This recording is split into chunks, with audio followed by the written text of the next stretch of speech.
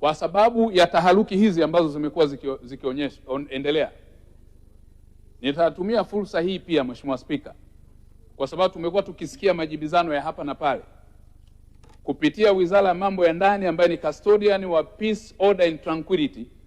kupitia Wizara ya Mambo ya Ndani ambayo tumepewa instrument na dhamana ya kusimamia amani, ulinzi na usalama, na kwa sababu uchochezi wa mambo haya umeonekana zaidi kwenye maeneo ya kisiasa, Mheshimiwa Spika, kupitia bunge lako tukufu, na mwelekeza IGP Wambura asitoe vibali kwa kazi zozote zitakazokuwa zinahusiana na kufanya mikutano ya hadhara katika kipindi hiki kwa chama chochote, iwe Chama cha Mapinduzi, iwe chama chochote kile. Kwa kipindi hiki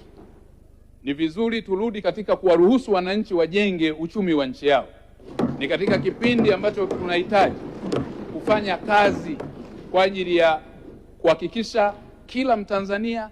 wafanyabiashara, wawekezaji wanafanya kazi yao kwa amani na utulivu. Nafanya hivi Mheshimiwa Spika kwa sababu katika mazingira haya tutakapokuwa tunawatafuta wahalifu, ni ngumu kuchambua wahalifu kwenye mkusanyiko ya watu wengi. Kwa hiyo ni vizuri tujue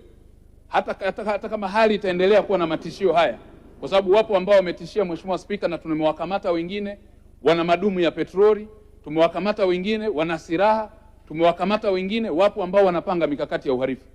Sasa tukienda kwa hatua hii, tumeendelea kuzuia hata pale Dar es Salaam, Oysterbay na Masaki, baa ambazo hazijafuata utaratibu tunazizuia kwa kipindi hiki zisifanye kazi kwa kufuata sheria ya mazingira ambayo sisi pia ni custodian wa kusimamia enforcement ya sheria. Maeneo yote katika kipindi cha usiku ambayo yana matishio ya usalama,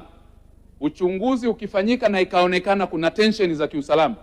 naagiza kupitia Jeshi la Polisi, IGP Wambura